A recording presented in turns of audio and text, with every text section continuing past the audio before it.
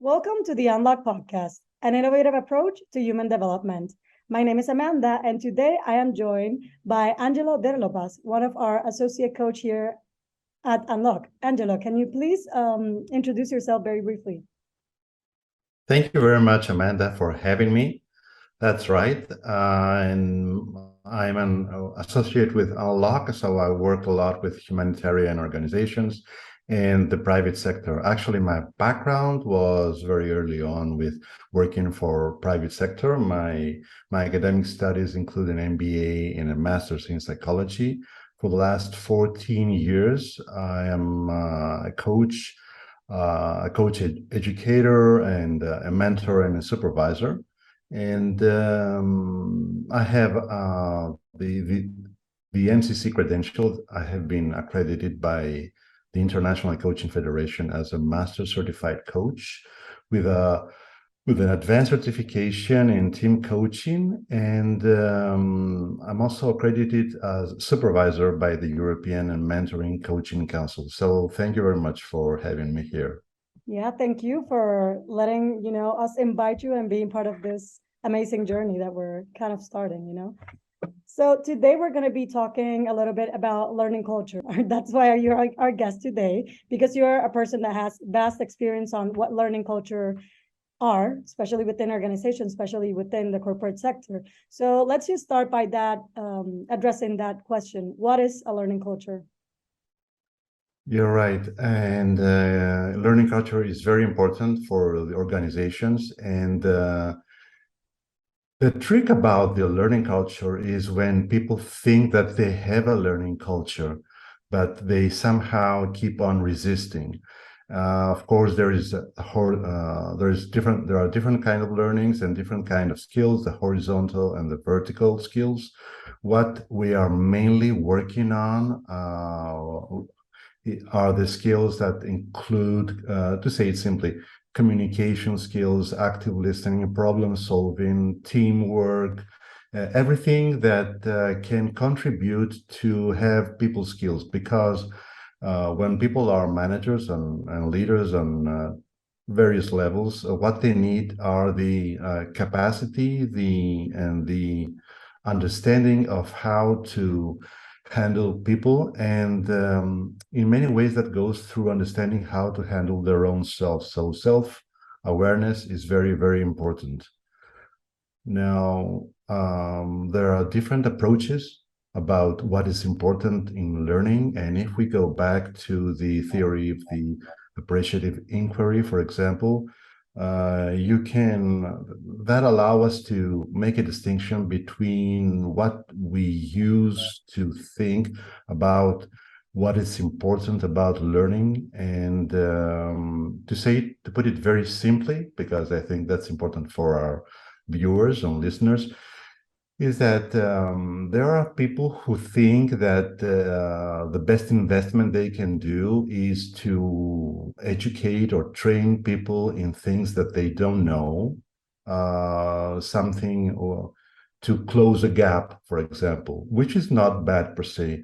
But I think it's also very important, and we have found that through the appreciative inquiry, that understanding not just what are the growth opportunities or the development needs, the way that we are calling them today.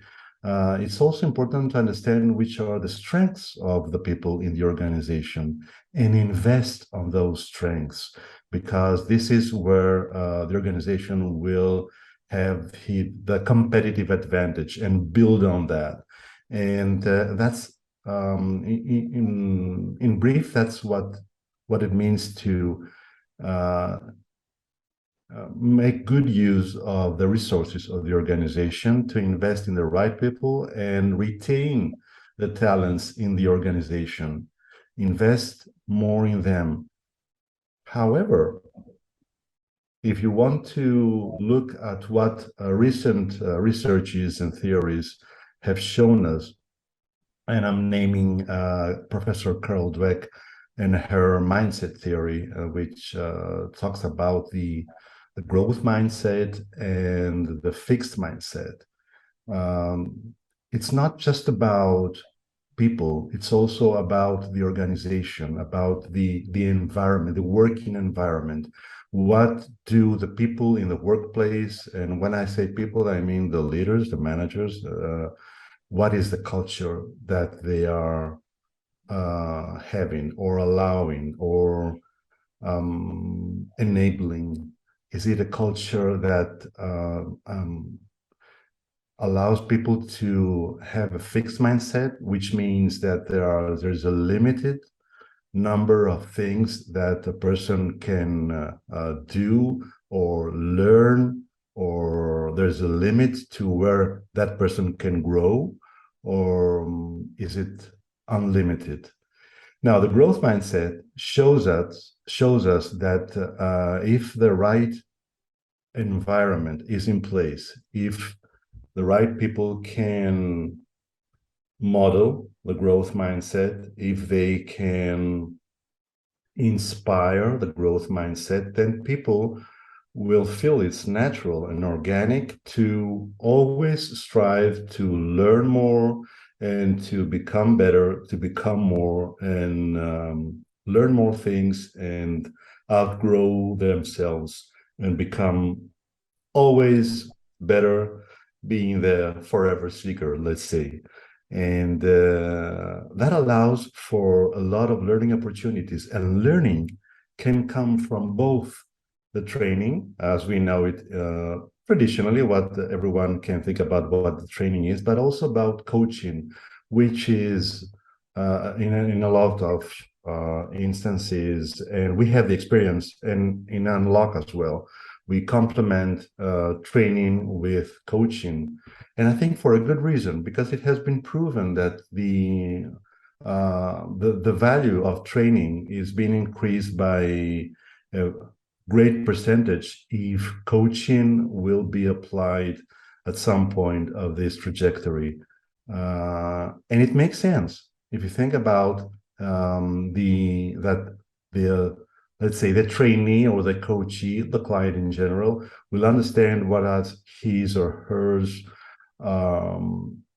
individual obstacles, what he needs to overcome, what to do differently, and what particularly they need to do in particular in their workplace, working with specific issues, challenges, people, and departments, and so on. So it's more also about customizing, but it's, on the other hand, Amanda, what is even more important is that it creates that space safe for reflection to understand how people can grow, how in which direction they should develop themselves and their people, so they can become better in what they're doing and make good use of all the learning that's been provided. Now, I don't know how much time do we have, because I know time flies. Well, I have more questions, that's the thing. But from everything that you said, which was so gracious, I'm kind of connecting this to an episode that we did a couple of months ago where we addressed psychological safety. So one of the things that you mentioned for you to be able to, well, enable a workplace where people feel comfortable, enabling this culture, where you feel like you can go to someone, you can speak up, you can have certain behaviors. It means that the place, like in order to enable a proper or a higher learning culture, you have to enable as well a psychological safety place in the first place. Yes, that's one of the themes that we are working on, especially when we are working with leaders, creating an environment that creates psychological safety, so people can trust that they can speak up and be heard and share genuinely, and sometimes challenge ideas for the sake of creating or co-creating new and better ideas, so that we can have the best teamwork that it's possible, and so that people will not be afraid to try out new things. And yes, that's right. Psychological safety is one of the things. The growth mindset is also very, very important. Conscious leadership, there are so many things that are very, very important. And, I was thinking about 10 years ago, if someone would come to the workplace and said, you are not being vulnerable enough. If that had happened 10 years ago, then everybody would have looked as if that person is not in the right place. 10 years ago, vulnerability was considered as a weakness, as a sin, as something to be blamed of. But now it's even been yeah, people consider that even in appraisals, that you have to be vulnerable enough in order to allow learning to happen. Yeah. Yeah. Yeah, that is actually the best take there. That you have to allow yourself to be as vulnerable as possible and able to be, capable to embody this learning culture that you're trying to promote as well.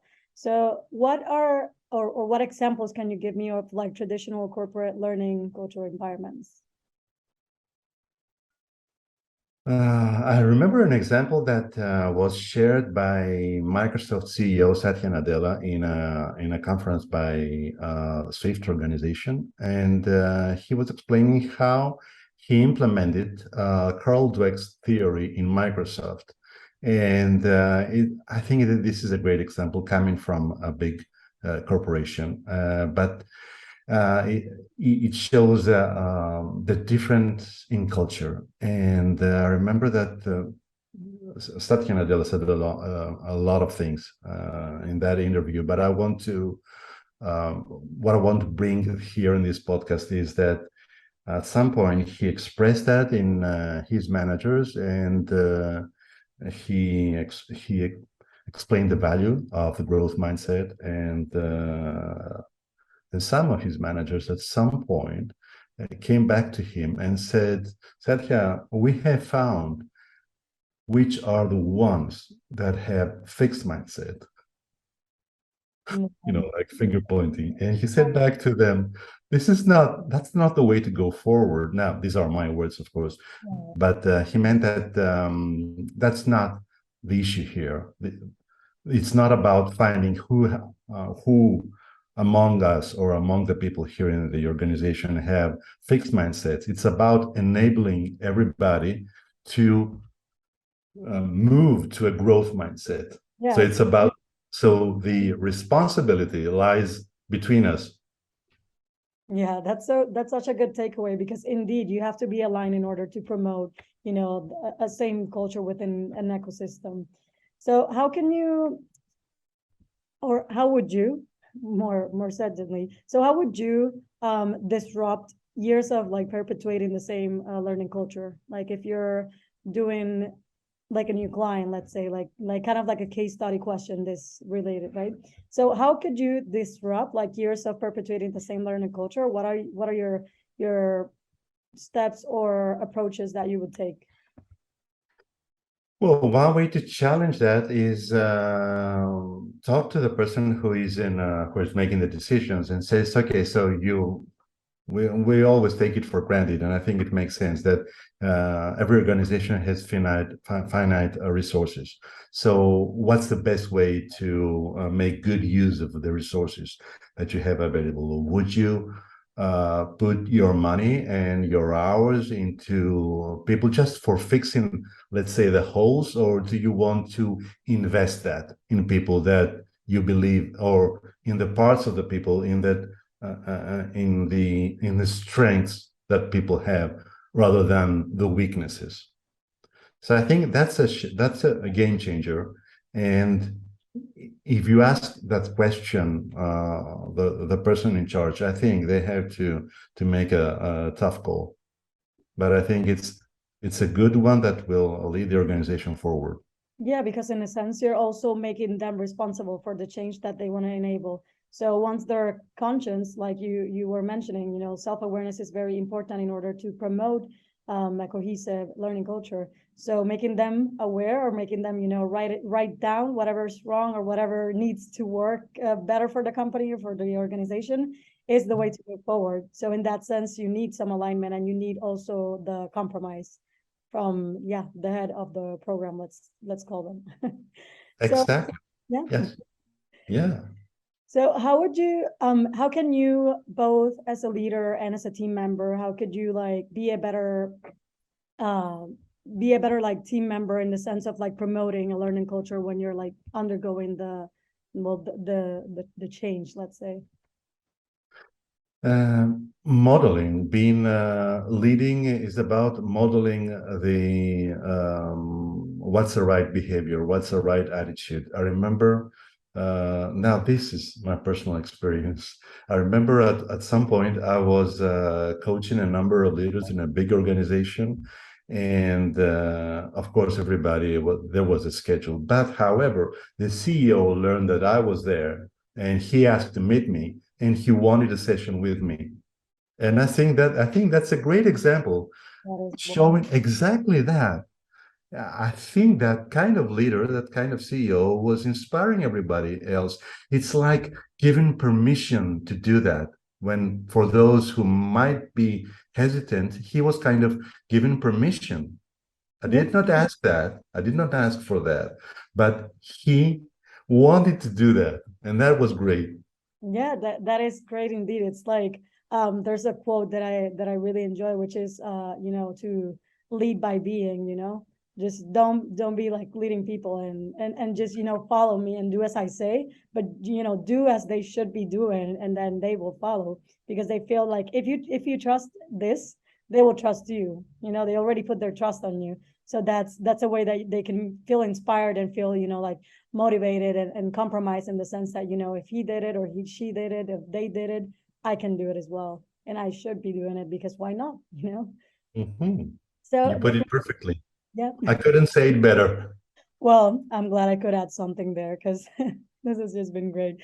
So would you like to add some experience that you would have related to learning culture within organizations, personal or not, just some experience that you could share that's relevant to what we are discussing here today? Well, apart from that example that came from my experience, and the other one from Microsoft that came from some other experience, I think there are things that are happening all the time. When we're working with leaders, there are things that are happening all the time, and I can see that there are people who are so. Some of them are so inspired to work for their own personal change. And so, for example, I cannot disclose the organization, but for example, and it was a very senior person, last week, somebody said, okay, so drill me. And he wanted me to ask all the hard questions, be challenging, being very deeply reflective, and even heretic, if that is allowed, to ask all the questions that he didn't have the opportunity, the time, the place, the safety to consider and ask, and no, answer, and being asked and answer. And I think that's great. People like that, or people, for example, I remember another example of a person who was also very senior. A few months ago, he was coming so well prepared for our conversations. He really was doing, all his, let's say, homework and more.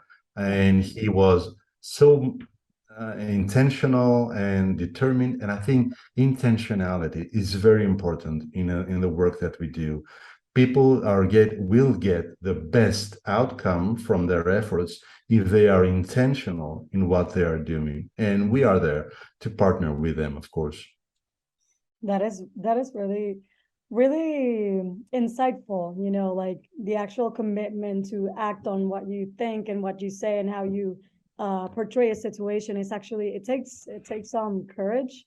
So I really, really feel honored to have you here, and to have you share these experiences that are both personal and other experiences as well, from senior leaders that feel either confident or not, don't feel confident, to address some situations, and then you create that safe space for them to also, enable them to have that conversation that's will be tough at the beginning, but I mean, it's the only way to go over it is through it, right? So it's kind of how to address the conversation. So thank you very much for all this. Would you like to share something additional with our listeners? Thank you very much for having me, and I'm grateful for this. I think what's most important for our listeners is to remember that the intention is very important, and to have as clear goal as it can be, realistically speaking. But I think personal, professional development is very, very important. So there are always new horizons to reach, and the belief, I think they should have a strong belief that this is doable, they can do that. The training and coaching is the way to go forward if they have the intention, and they will find the time, and they will do it for sure. Well, thank you so much for kind of summarizing everything that we just talked about today. So important words, self-awareness, growth mindset, commitment, leading by example would be another good phrase there. But thank you so much for your time, Angelos. I really appreciate you taking your time to, educate us a little bit on this topic that actually affects every single organization. Thank you very much, Amanda. Yeah, thank you. So if you want more information, you can always find us at unloq.org, UNLOQ.org. And to our listeners and watchers, viewers, sorry. Thank you for listening, for tuning in, and stay tuned as we continue to unlock human potential.